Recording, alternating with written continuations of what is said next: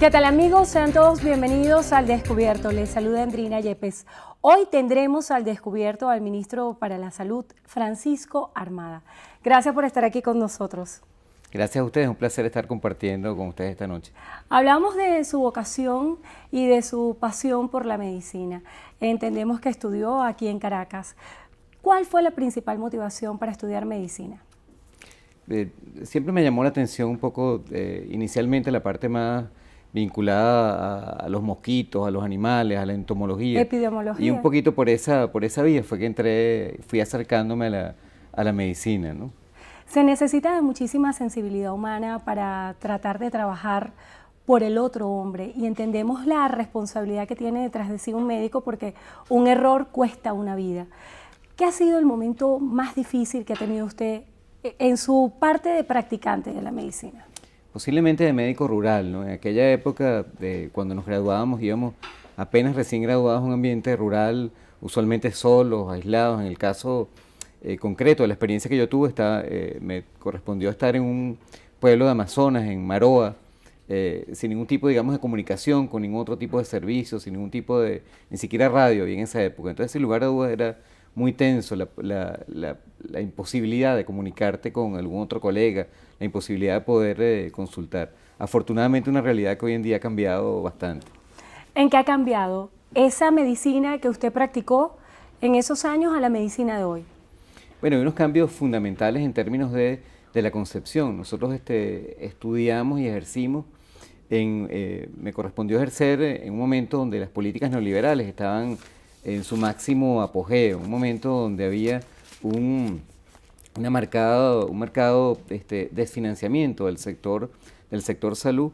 Realmente, yo recuerdo, por ejemplo, en Amazonas, que era donde estaba, muchas veces era necesario sacar un paciente en este caso en una avioneta, sacar un paciente, y bueno, se establecían unos criterios casi que mercantilistas en términos de el valor de la vida de cada quien y cada cual. Hoy en día la salud corresponde claramente a un derecho, claramente un derecho, y no se vincula con el poder económico, el poder político que alguien pueda tener.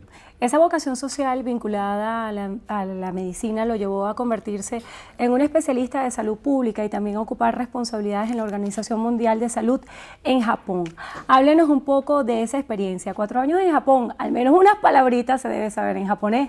Sobre todo las vinculadas a la comida. Sí, tuve la oportunidad de estar un tiempo en Japón trabajando en la Organización Mundial de la Salud. Fue bien interesante desde el punto de vista, por supuesto, cultural. Más bien un poco frustrante desde el punto de vista laboral, por las propias características de la Organización Mundial de la Salud, por el propio contenido lento, burocrático y muchas veces muy lento para proponer cambios, para vincular cambios que realmente tengan un impacto en la salud. Por eso estoy tan contento de estar de vuelta y de estar involucrado en este proceso político, en esta revolución que estamos haciendo, que es sin lugar a dudas una oportunidad y un privilegio excelente para contribuir en los cambios hacia la consolidación de un sistema de salud. ¿Qué aprendió de la cultura japonesa? ¿Le va al Mundial a Japón o a qué equipo le va? No, voy más por los equipos de América Latina. De Japón creo que hay un tema que me impresionó muchísimo, que tiene que ver con la humildad, que tiene que ver con la paciencia, con la humildad al respecto de la vida, ¿no? Tienen una cultura que en muchos casos es contemplativa, que es muy humilde en términos de, a pesar de que es un capitalismo agresivo, un capitalismo galopante, al mismo tiempo hay mucho espacio para... el trabajo en equipo. Bueno, es un trabajo en equipo muy peculiar el de los japoneses, pero en todo caso hay mucho espacio a nivel de las ciudades para caminar, para disfrutar la ciudad, y por eso me contenta tanto todas las iniciativas que vemos que están avanzando en Caracas y en tantas otras ciudades en esa dirección. Hizo referencia también a la frustración que sintió cuando estuvo en la Organización Mundial de Salud. ¿Cuál fue el aspecto que le causó mayor frustración? ¿Cuál fue el aspecto que lo cautivó a usted más emocionalmente? Bueno, creo que es una organización que está muy enquistada en mantener muchas de las vinculaciones a nivel internacional que de hecho impiden cambios mayores a nivel de salud. Fíjate, en el caso de la OMS, hoy en día le ha transferido a algunas organizaciones, como el caso del propio Bill Gates, la Fundación Bill Gates, muchas de lo que son las políticas en materia de salud, entonces perdiendo la rectoría de los países como miembros de la Organización Mundial de la Salud a una especie de privatización de la salud mundial, y eso sin lugar a dudas es no solamente muy frustrante, sino muy contrario a la creencia que tenemos y compartimos en términos de la propia soberanía de los países y la propia voluntad de los países estableciendo sus destinos. Haciendo referencia a esa autodeterminación que deben tener los pueblos y en todos los aspectos, pero específicamente en el área de salud, entendemos la naturaleza de lo que es su ministerio, atender un poco a los sectores populares, enfocados en las misiones, la figura del médico integral que es novísima en nuestro país, y sobre todo hablar de la medicina preventiva. En virtud de esa experiencia y de esa lucha contra lo que es la burocracia, ¿cómo lo lleva usted a la práctica en el día a día en el Ministerio de Salud? Creo que es importante, en primer lugar, el abordaje que tenemos, en el cual no hay una diferenciación franca entre lo que es el aspecto curativo, el aspecto preventivo. Es más una concepción promocional de la salud, que en cada uno de los actos, que en cada una de las intervenciones esté vinculado el abordaje de la necesidad de los individuos, pero también de la necesidad de las familias, de la necesidad de los colectivos, con un abordaje promocional. Cualquier acto en materia de salud, cualquier abordaje en materia de salud tiene que tener ese contenido tanto educativo como ese contenido promocional, ya sea una cirugía o sea una consulta de atención primaria, digamos que es lo más frecuente en el primer nivel de atención. ¿Cómo hacer para que cambie la visión que tienen todos los venezolanos acerca de la salud? Porque a veces está estigmatizado de que solamente se acude al médico cuando se está enfermo, y los venezolanos tal vez no tenemos esa cultura de prevención. ¿Y cómo llevarla de la mano para que los médicos tengan ese rol en la sociedad de ser facilitadores de todas estas campañas preventivas? Y quisiera que nos hablara si existe aquí, en la actualidad, alguna campaña en concreto que esté encabezando el Ministerio de Salud, porque vemos que hay temas como, por ejemplo, el VPH, el SIDA, que están un poco solapados y no hay una campaña bandera que se esté llevando adelante en el Ministerio. Bueno, en primer lugar, y creo que una de las claves del éxito que tenemos es la articulación de las políticas sociales. No son solamente las políticas de salud, pero son también las políticas en materia de nutrición, las políticas en materia de vivienda, las políticas en materia educativa. Esa articulación tan importante en materia de políticas sociales nos permite tener un impacto más sostenido, más duradero y mucho mayor en términos de lo que son las condiciones de vida de las y los venezolanos. Esa articulación de políticas. Fíjate, por ejemplo, los impactos que hemos tenido, los resultados que hemos tenido en materia de desnutrición infantil, que se han bajado los índices de una forma impresionante, corresponden exactamente a ese articular políticas de salud, políticas de alimentación, políticas de vivienda, políticas de producción, esa articulación de políticas alrededor de las necesidades de las personas, alrededor de las necesidades de la comunidad. Es uno de los aspectos claves en esa materia. Por otro lado, en materia estrictamente de salud, así como hemos trabajado para incorporar los contenidos de salud articulados en el resto de las políticas sociales, hay por supuesto algunos aspectos que son fundamentalmente de salud, como por ejemplo todo lo que respecta a la campaña de inmunización que estamos culminando justamente en estos días. Es una medida estrictamente preventiva, es una medida que tiene grandísimo impacto y que justamente en este periodo de revolución hemos avanzado a la inclusión de un número muy importante de vacunas nuevas. Muy pronto, por cierto, estaremos introduciendo una nueva vacuna dentro de este esquema de protección, que es la vacuna contra el neumococo. En fin, es un ejemplo de una política fundamentalmente del Ministerio de Salud, pero que se articula con otras entidades, se articula con el Ministerio de Educación. Vacunamos en las escuelas vacunamos en las escuelas, por ejemplo. Se articula también a través de Semanas de la Salud que hacemos con el Ministerio de Educación. Se articula con el Ministerio de Comunas, donde hay un componente de participación popular muy importante. Entonces, insisto un poco en la articulación de las políticas de salud con el resto de las políticas sociales. Ministro, vamos a hacer una breve pausa, pero al regreso quisiera que usted como médico nos diera un diagnóstico de cómo está la salud hoy en Venezuela, pero con honestidad, que nos diga qué hay que corregir, qué se está haciendo y cuál es el diagnóstico. ¿La salud es un paciente que está grave, que está en terapia intensiva o que está mejorando? Esto lo vamos a hablar al regreso con Francisco Armada, ministro para la Salud. Ya venimos.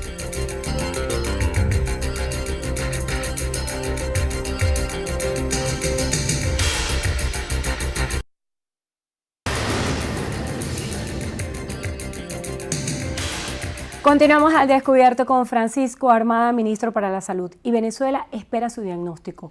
¿Cómo está la salud en Venezuela? Hemos escuchado en muchas intervenciones que han tenido distintos voceros que solicitan que el Estado declare estado de emergencia en el área de la salud por considerar que está en terapia intensiva. Si Venezuela, refiriéndose a un paciente, tuviera que abordar el tema de la salud, ¿cómo pudiéramos decir que está? Que está avanzando, que se está fortaleciendo, que está creciendo. Los indicadores que hemos tenido son muy prometedores. Hemos tenido indicadores muy prometedores en términos de lo que es la expansión de la cobertura de servicios. Fíjate, pasamos de cerca de 4.000 establecimientos, el primer nivel de atención, a un poco más de 10.000. El fin de semana pasado solamente aumentamos el número de establecimientos, 100 puestos más de atención del primer nivel. Estamos avanzando con muchísima fortaleza en el área de atención primaria. Estamos abordando el tema hospitalario, donde reconocemos una gran cantidad de retos. Por supuesto, sería digamos, absurdo no reconocer la cantidad de fallas que tenemos en ese aspecto, pero estamos avanzando con muchísima firmeza y con muchísima claridad de hacia dónde estamos yendo, hacia un sistema hospitalario digno y de calidad. En materia preventiva, pues también tenemos una gran cantidad de políticas que hemos estado fortaleciendo y avanzando. Hace poco hablamos del tema de inmunizaciones, cómo hemos ido expandiendo el esquema de inmunizaciones en términos de el número de enfermedades sobre las cuales nos estamos protegiendo, pero también la cobertura en términos de equidad, tratando de llegar hasta el último rincón de Venezuela con ese abordaje. En fin, tanto en el aspecto curativo de primero y de segundo nivel, como el aspecto preventivo, tenemos unos avances bien importantes y hay muchísimos ejemplos de eso. ¿Hay cosas por hacer? Muchísimas. ¿Hay razones para quejarse? Por supuesto que sí, e invitamos a que continúen las quejas. Lo que es inaceptable son esta gente que son profetas del desastre, ese tipo de, digamos, de noticias anticipatorias. Va a ocurrir una catástrofe con tal cosa, va a ocurrir una catástrofe con aquella. Hemos visto algunas noticias tan absurdas como que señalan que aumenta el número de amputaciones o va a aumentar el número de amputaciones. Eso precisamente le quería consultar, ¿no? Un trabajo periodístico de un destacado periódico de circulación nacional que hacía referencia a que como no existen los toxoides ni los medicamentos para poder tratar de primera mano las emergencias, los médicos están recurriendo a la opción de amputar miembros. ¿Es esto realidad? Bueno, esto es un componente, digamos, amarillista por calificarlo de alguna forma. Fíjate que son justamente dentro de este proceso de avance, de salud y dentro del proceso en el cual también, por supuesto, tenemos un grupo de fallas que estamos abordando y que estamos mejorando. Tenemos algunos profetas del desastre, algunas personas que han utilizado el sector salud para hacer proselitismo, que han usado el sector salud para hacer proselitismo en muchísimos casos. Vemos, por ejemplo, cómo antiguos candidatos a distintos puestos de elección popular dentro del sector salud juegan a ese desastre y a esa angustia. Imagínate la angustia que significa una persona que tiene que recibir un tratamiento de forma crónica, esos anuncios de que se van a acabar, no van a haber, no han llegado, claro, genera una angustia. Porque genera un trauma, sobre todo, eso lo quisiera hablar más adelante, los pacientes con tratamientos prolongados. Pero quisiera que habláramos ahora de la situación de los ambulatorios. ¿Cómo están los ambulatorios? ¿En qué condiciones no solamente físicas, sino también hay dificultades con el tema de las contrataciones de la gente que quiere hacer vida en el sistema de salud pública en nuestro país? ¿Cómo pudiera decir usted que están los ambulatorios, los barrios adentro, que están en cada una de las comunidades? Porque una de las críticas más duras es el tema de los insumos. ¿Tienen insumos los ambulatorios hoy? Sí tienen, y me preguntas dos aspectos. Me preguntas en relación al personal. Justamente estamos en un proceso de ampliación. Hace poco el presidente anunció el otorgamiento de recursos para incorporar 2.000 nuevas personas dentro del tanto hospitales como a nivel ambulatorio. Estos recursos nos han ido permitiendo en los últimos meses la inauguración y la apertura de un grupo muy importante de nuevos servicios en materia de salud a través de la contratación de enfermeras y especialistas. Estamos en este instante haciendo el posgrado más grande de que tengamos conocimiento de Venezuela y de América Latina. 6.500 médicos y médicas integrales comunitarios se están formando como médicos generales integrales. Miles de ellos se están formando también, además, como especialistas. En fin, tenemos una posibilidad boyante en materia de salud para el fortalecimiento de nuestros recursos humanos, tanto en el aspecto de formación como en el aspecto de las posibilidades de irlos incorporando progresivamente al sistema de salud. Me hablabas con el tema de insumos, sin lugar a dudas hemos tenido una gran cantidad de retos importantes alrededor del tema de insumos, en todo el marco de la guerra económica. También hemos implementado una gran cantidad de mecanismos para subsanar esas debilidades y subsanar esas fallas por la vía de lo que han sido estos ataques de la guerra económica. Te menciono algunos de ellos. A través de un grupo de convenios internacionales con Cuba, Argentina, Uruguay, China, hemos establecido compras directas de insumos que nos han permitido fortalecer el sistema de suministro y distribución de insumos y además de una forma directa, sin intermediarios, con este tipo de adquisiciones. Pero hay muchas ocasiones en las cuales un paciente va a una situación de emergencia en un hospital, en un ambulatorio, y los médicos, en virtud de que no tienen los medicamentos, mandan a los familiares del paciente a que tengan que comprar las medicinas. ¿Cuándo se va a resolver esto? Se está resolviendo, así como hay muchas ocasiones en que eso ocurre, en la mayoría de las ocasiones no ocurre. Claro, nosotros no vamos a estar satisfechos hasta que no ocurra en ninguna, hasta que deje de ocurrir en todas las circunstancias. Y eso tiene varios componentes. Tiene un primer componente que tiene que ver con los protocolos de atención. Hay una presión enorme para establecer técnicas y que no necesariamente corresponden a las mejores alternativas o las alternativas que dan la mejor relación costo-beneficio. Por eso estamos trabajando con protocolos de atención, con protocolos de diagnóstico, con protocolos de tratamiento, como hacen en todos los países del mundo. Eso no es un invento exclusivamente venezolano. Está el área de la producción. Es muy importante que vayamos aumentando nuestra capacidad de producción de medicamentos e insumos. El presidente Maduro también ha sido muy enfático y muy determinado que vayamos aumentando en ese sentido, y también tenemos varias experiencias de cooperación en esa materia. Tenemos una planta de vacunas que está muy próxima a comenzar a producir los biológicos a nivel nacional. Recientemente, se separó del Instituto Nacional de Higiene, que era donde originalmente se producían, para darle mayor fortaleza en su capacidad de producción. ¿De qué manera el Ministerio está siendo responsable para que los pacientes puedan tener acceso no solamente a los servicios de salud, sino también a las medicinas? Porque muchas veces se convierte en una proeza que implica ir a varios recorridos para poder buscar un determinado medicamento. Bueno, recordemos que a nivel de lo que es toda la red de Barrodentro 1 y Barrodentro 2, hay un grupo de medicamentos esenciales que son garantizados de forma completamente gratuita a los pacientes que acuden a estos establecimientos.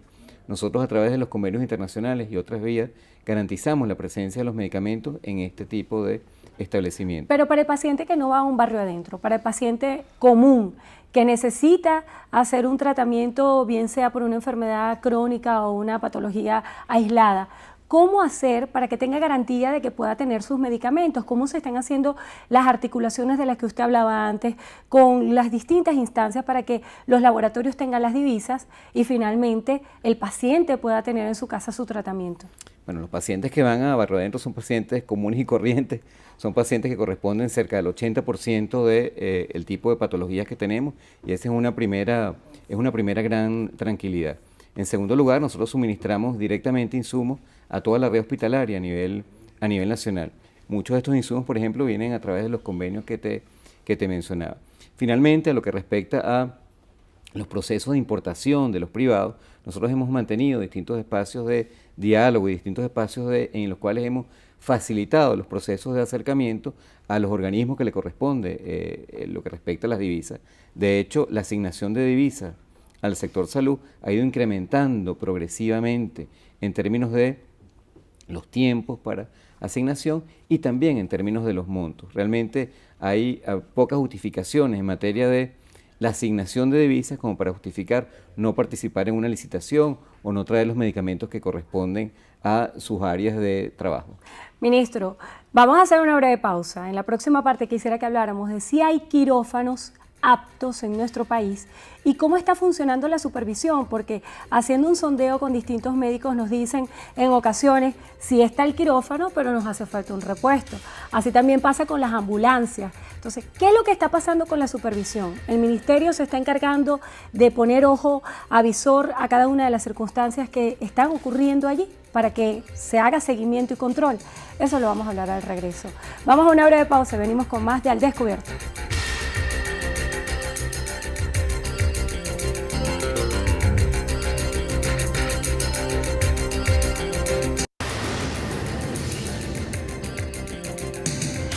Continuamos al descubierto con el ministro para la Salud, Francisco Armada. Una canción de Juan Luis Guerra dice, en el cielo no hay hospital. Muchos médicos venezolanos dicen, tenemos hospital, pero no tenemos quirófanos ni ambulancias. ¿Qué les responde usted a eso?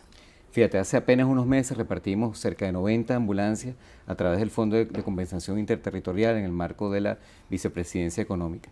Hace apenas unas semanas estamos en el fortalecimiento del sistema de articulación de las ambulancias. No es solamente la cantidad, sino la forma en que se articule. Me hablabas de supervisión. Solamente este sábado pasado realizamos 508 asambleas del Poder Popular en materia de salud. Cada sábado, y este es el quinto sábado que lo hemos realizado durante los pasados 5 meses, más de 9.000 personas a nivel nacional en cada uno de sus centros de diagnóstico integral se reúnen no solamente para supervisar, pero también para analizar las circunstancias en materia de salud. En fin, son distintos mecanismos de participación. Hemos estado desde hace varios meses con la constitución de los colectivos de dirección a nivel de los hospitales. ¿Qué es eso? Brincar de un único director o directora a un grupo de personas, trabajadoras del sector salud, voceros del Poder Popular, algunos representantes de algunas empresas o instituciones públicas que asumen el acompañamiento en la dirección de los hospitales, distintos mecanismos de participación. Todos los contratos en materia... ¿Tiene usted un balance de cómo están los quirófanos o de cuántos están operativos de los que existen? Fíjate, nosotros tenemos cerca de 300 hospitales a nivel nacional. Cada semana son miles de intervenciones quirúrgicas las que realizamos. Recientemente hemos estado, uno de los temas de intervenciones quirúrgicas más importantes corresponde a los accidentes de traumatología.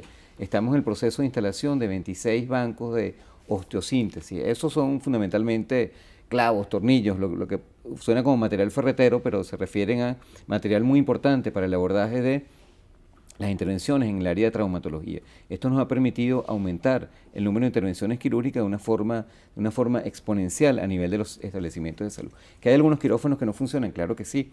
Tenemos varios quirófanos que están en proceso de remodelación, tenemos varios quirófanos que están en proceso de fortalecimiento, tenemos varios quirófanos que están en proceso de renovación de equipos.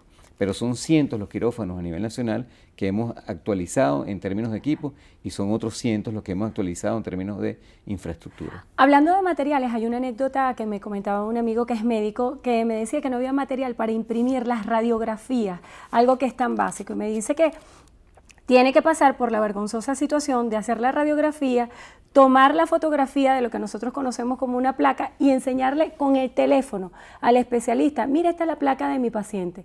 ¿Considera usted que esto es justo que esté pasando en la medicina venezolana hoy? Menos mal que no hay impresión. Las placas, fíjate, últimamente estamos pasando a los sistemas digitales, como en la mayor parte del mundo. No tiene ningún sentido ese gasto en términos de materiales cuando es perfectamente factible verlas en una computadora, además que se vean en distintos espacios en los hospitales. Eso realmente es un sistema obsoleto del cual estamos migrando.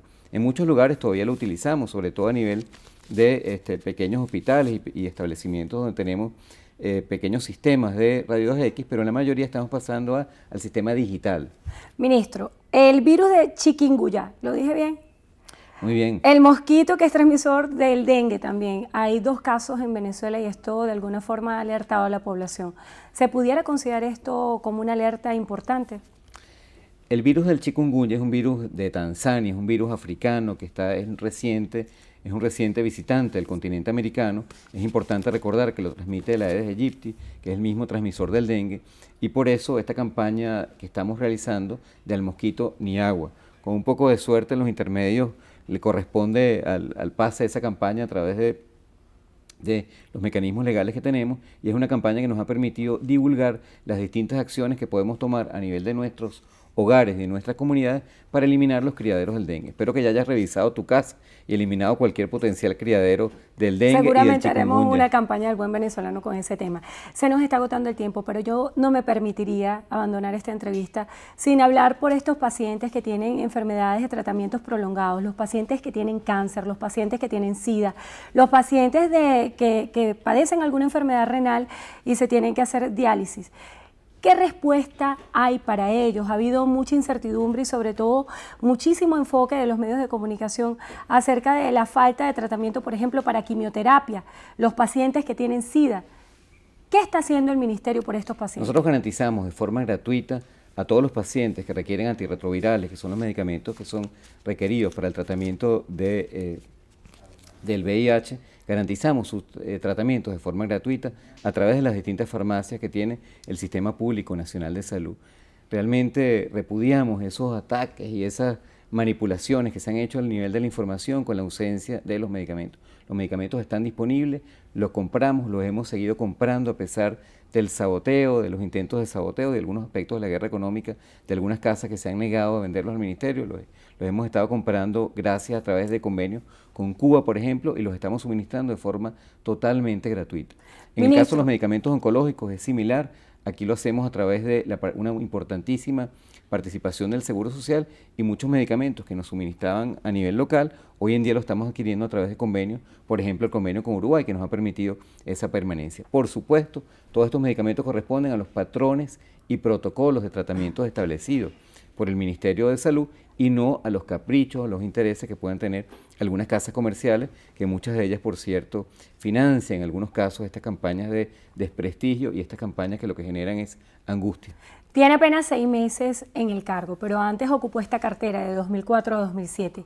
¿Qué aprendió en esa ocasión y cuál es el principal reto para que en Venezuela todos podamos gozar de buena salud?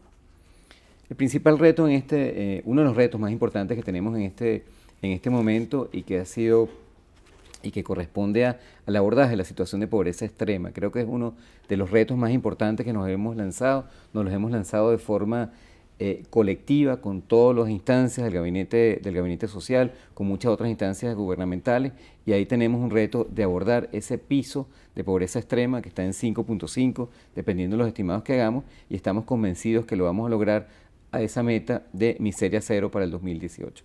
Bueno, le damos las gracias a Francisco Armada, ministro para la Salud, quien hoy estuvo al descubierto por Venevisión. Gracias por habernos acompañado.